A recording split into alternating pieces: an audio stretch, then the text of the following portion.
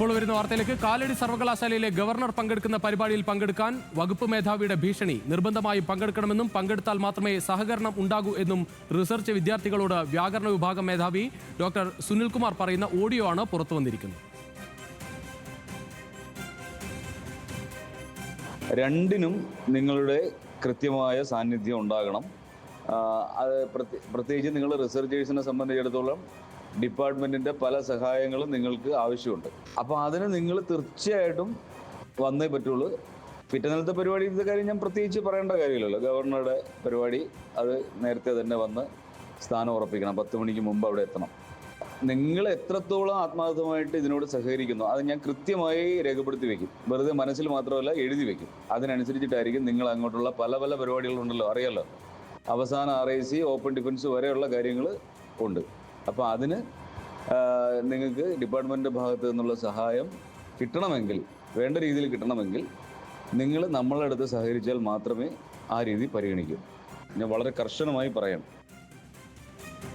കൂടുതൽ വിവരങ്ങളുമായി മനീഷ മാത്യു ചേരുകയാണ്. മനീഷ, ഇത് വലിയൊരു ഭീഷണി, അതായത് പഠനത്തിന്റെ കാര്യത്തിൽ പോലും ഞങ്ങൾ ഇടപെടും എന്ന് ഒരു വകുപ്പ് മേധാവി ഭീഷണിപ്പെടുത്തുകയാണ് വിദ്യാർത്ഥികൾ.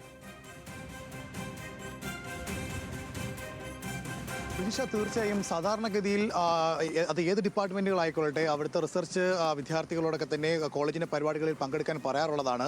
അതിലൊരു അസ്വാഭാവികതയില്ല. പക്ഷേ അങ്ങനെ പങ്കെടുത്തില്ലെങ്കിൽ നിങ്ങളുടെ മുന്നോട്ടുള്ള യാത്ര ക്ലേശമായിരിക്കും എന്നുള്ള തരത്തിലുള്ള ഭീഷണി അതിലാണ് ഇതിൽ പ്രധാനമായുള്ള പ്രശ്നം. സാധാരണഗതിയിൽ പങ്കെടുക്കാൻ പറയുന്നതിന് അപ്പുറത്തേക്ക് ഇതിൽ പങ്കെടുത്തില്ലെങ്കിൽ തുടർന്നുള്ള നിങ്ങളുടെ പരിപാടികളിൽ കൃത്യമായ ഇടപെടലുകൾ ഉണ്ടാകുന്നൊരു ഭീഷണിയാണ് വകുപ്പ് മേധാവിയുടെ ഭാഗത്തുനിന്നുണ്ടാകുന്നത്. നമുക്കറിയാം, റിസർച്ചെ സംബന്ധിച്ചിടത്തോളം അവരുടെ പേപ്പർ വർക്കുകൾ മുന്നോട്ട് പോകണമെങ്കിൽ ഈ ഡിപ്പാർട്ട്മെൻറ്റ് തരത്തിലുള്ള സഹകരണം വളരെ അത്യാവശ്യമാണ്. അത് ഓപ്പൺ ഡിഫൻസിൽ അടക്കമുള്ള ഇതിലേക്ക് എത്തുമ്പോൾ അവരുടെ സ്കോളർഷിപ്പുകൾ പാസ്സാകുന്ന അടക്കമുള്ള കാര്യങ്ങളിൽ ഇവരുടെ സഹകരണം വളരെ പ്രധാനപ്പെട്ട ഒരു കാര്യമാണ്. ഏതെങ്കിലും തരത്തിൽ ഈ അധ്യാപകരുടെ ഭാഗത്തുനിന്ന് ഒരു മോശം റിപ്പോർട്ട് പോയാൽ അതൊരു പക്ഷേ അവരുടെ റിസർച്ചിനെ തന്നെ കാര്യമായി ബാധിക്കുന്ന തരത്തിലേക്ക് കാര്യങ്ങൾ പോകുന്നൊരു സാഹചര്യം നിലവിലുണ്ട്. അങ്ങനെയാണ് അതിൻ്റെ ഒരു ഘടന പോകുന്നത്. അപ്പോഴാണ് ഈ പരിപാടിയിൽ പങ്കെടുത്തില്ലെങ്കിൽ അതിൽ കൃത്യമായ നടപടി നിങ്ങൾക്കെതിരെ ഉണ്ടാകുമെന്നുള്ള തരത്തിലേക്ക് വകുപ്പ് മേധാവിയുടെ ഭീഷണി എത്തുന്നത്.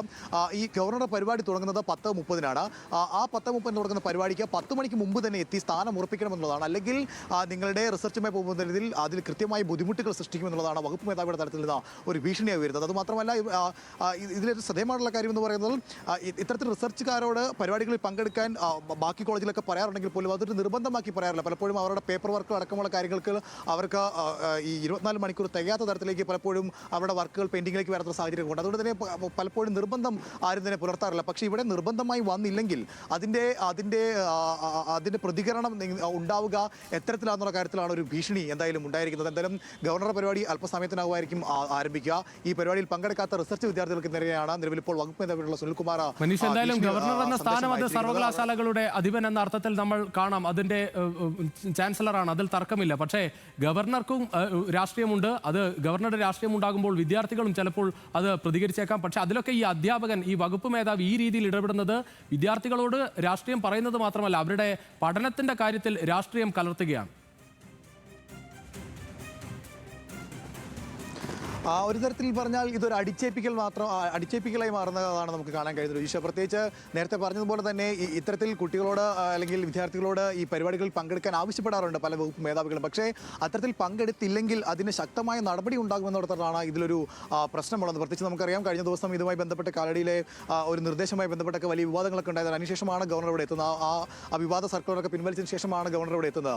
ആ പരിപാടിയിൽ കൃത്യമായ ആളുകളുടെ സാന്നിധ്യം ഉറപ്പാക്കുന്നതിന് വേണ്ടി കൂടിയാണ് ഇത്തരത്തിലൊരു ഭീഷണി വകുപ്പ് മേധാവിയുടെ ഭാഗത്തുനിന്ന് ഉണ്ടായിരിക്കുന്നു എന്നുള്ളതാണ്. അതായത് ഗവർണർ പങ്കെടുക്കുന്ന പരിപാടിയിൽ ഒരു നിശ്ചിത ആളുകളെ കാണിക്കാൻ അവർക്ക് കഴിയണം. ആ ആളുകളുടെ എണ്ണം ഉറപ്പിക്കുന്നതിന് വേണ്ടി സൂചിപ്പിച്ച പോലെ തന്നെ പലർക്കും പ്രതിഷേധങ്ങൾ ഉണ്ടാവാം, അല്ലെങ്കിൽ പങ്കെടുക്കാത്തതിന് പല കാരണങ്ങളുണ്ടാവാം. പക്ഷേ അതൊന്നും ഇവിടെ ആവശ്യമില്ല. അല്ലെങ്കിൽ നിങ്ങൾ നിർബന്ധമായി പങ്കെടുത്തേ കഴിയൂ. അങ്ങനെ പങ്കെടുത്തില്ലെങ്കിൽ എന്താണ് സംഭവിക്കുന്നത് എന്നുള്ള തരത്തിലേക്കാണ് ഭീഷണി വന്നിരിക്കുന്നത്. അതിൽ ഏറ്റവും ശ്രദ്ധേയമായിട്ടുള്ള കാര്യം, റിസർച്ച് വിദ്യാർത്ഥികളുടെ ഓപ്പൺ ഡിഫൻസിലടക്കം പ്രശ്നങ്ങൾ ഉണ്ടാക്കാൻ അല്ലെങ്കിൽ പ്രശ്നങ്ങൾ സൃഷ്ടിക്കാൻ തനിക്ക് കഴിയും എന്നുള്ള തരത്തിലേക്ക് ഒരു വകുപ്പ് മേധാവിയുടെ തരത്തിൽ ഭീഷണി ഉയർത്തുന്നത് വളരെ ഗുരുതരമായ ഒരു പ്രശ്നമാണ്. എന്തായാലും ഇതിലൊരു വ്യക്തത വരുത്തുന്നതിന് വേണ്ടി നമ്മൾ സുനിൽകുമാറിനെ ബന്ധപ്പെടാൻ ശ്രമിച്ചിരുന്നു. പക്ഷേ അദ്ദേഹത്തിന്റെ ഫോണിൽ ലഭിക്കുന്ന സാഹചര്യം ഉണ്ടായില്ല. അദ്ദേഹത്തിന്റെ ഫോൺ സ്വിച്ച് ഓഫ് എന്നാണ് നമുക്ക് മനസ്സിലാക്കാൻ കഴിഞ്ഞത്. എന്തായാലും വലിയ ഗുരുതര തരത്തിലേക്കുള്ള ഒരു കാലടി സർവകലാശാലയിലെ വകുപ്പ് മേധാവിയുടെ ഓഡിയോ സന്ദേശമാണ് പുറത്തു വന്നത്. വിദ്യാർത്ഥികളെ ഭീഷണിപ്പെടുത്തിക്കൊണ്ടുള്ള ഓഡിയോ സന്ദേശമാണ് ഇപ്പോൾ പുറത്തു വന്നത്.